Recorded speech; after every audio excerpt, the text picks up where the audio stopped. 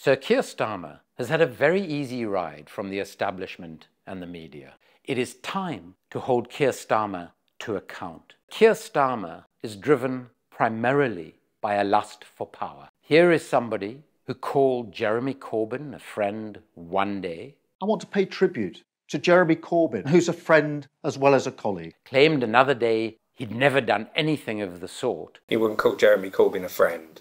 No. Keir Starmer has supported the cutting off of power and water to the people of Gaza. Cutting off power, cutting off water, Sir Keir? Well, I think that Israel does have that right. Something he then denied ever having said.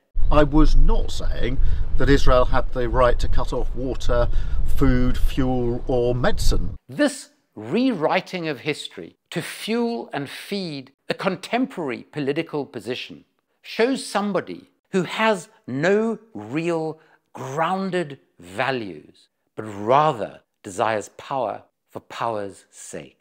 I am standing against Keir Starmer because he is emblematic of everything that is wrong with our politics. If we look, for instance, at the obvious issue of our day, which is the genocide taking place in Gaza, over 70% of people in Britain have wanted a ceasefire for the last 7 months. None of our senior mainstream politicians have supported such a ceasefire. Keir Starmer was a human rights lawyer. However, he has yet to comment on the fact that the highest court in the world, the International Court of Justice, has ruled that there is a probable risk that Israel is committing a genocide in Gaza. He is a human rights lawyer who has lost his humanity.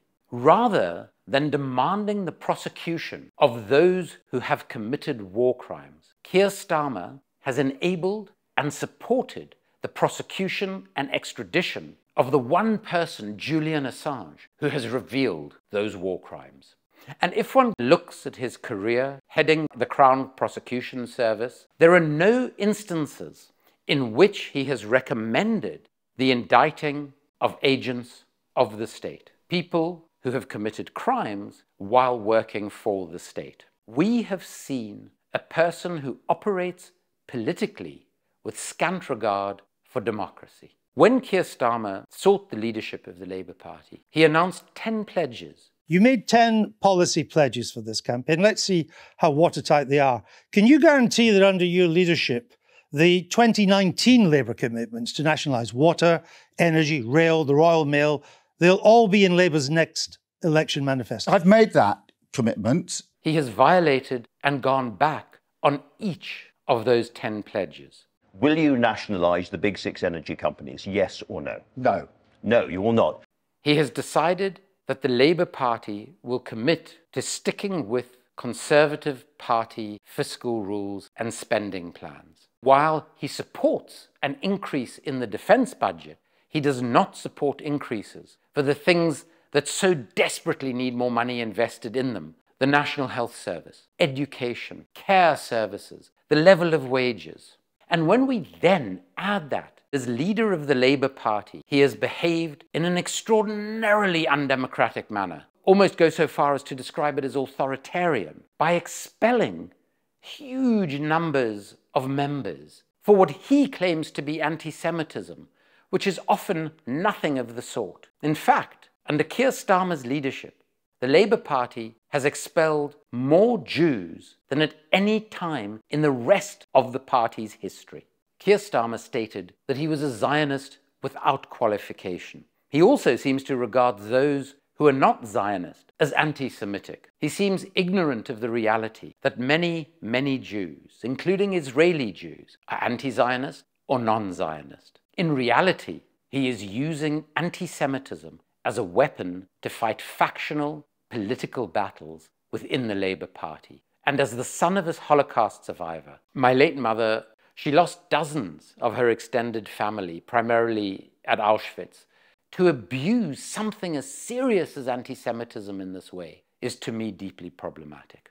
When it comes to foreign policy, Starmer, perhaps even more so than Tony Blair was, seems to be a supporter of British involvement in foreign conflicts. And I have seen nothing in anything that Keir Starmer has written or said that suggests he is anything but pro-war, pro an untrammeled, unregulated British arms trade that provides significant amounts of money and donations to our political parties and often post their retirement to our individual politicians. We all want the Tories out, but do we want a government led by Keir Starmer, of someone who is instinctively undemocratic and authoritarian?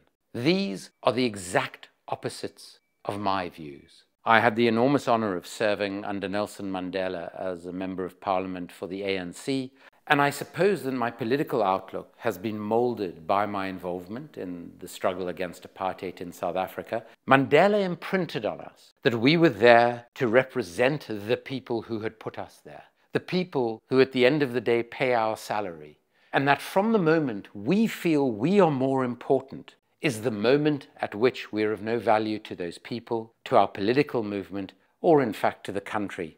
So I suppose that has really motivated me to stand for Parliament in the United Kingdom that has been my home for the last 23 years. Today, the UK has more billionaires than at any time in its history. But we also have more people needing to use food bags to feed their families than at any time since the end of the Second World War. And unfortunately, the Labour Party under Keir Starmer has made it clear that it will do nothing to end this crisis. The people of Holborn and St Pancras have the opportunity now to hold Keir Starmer to account, to vote for an alternative, someone who will represent them. I have spent my adult life exposing and revealing political corruption. I resigned from Parliament in South Africa because my own party had engaged in a profoundly corrupt arms deal. My life's work since then has been exposing the impact of the remarkably corrupt global arms trade. Keir Starmer appears to be a politician who is most comfortable operating in the shadows, operating in the unaccountable, untransparent darkness. It is time to shed light on our murky politics. It is time to hold Keir Starmer to account. It is time for politics to serve the people. If you want to be involved in holding power to account, join our campaign at andrewfeinstein.org. And if you want a media that holds all politicians and the powerful to account, join Double Down News on Patreon.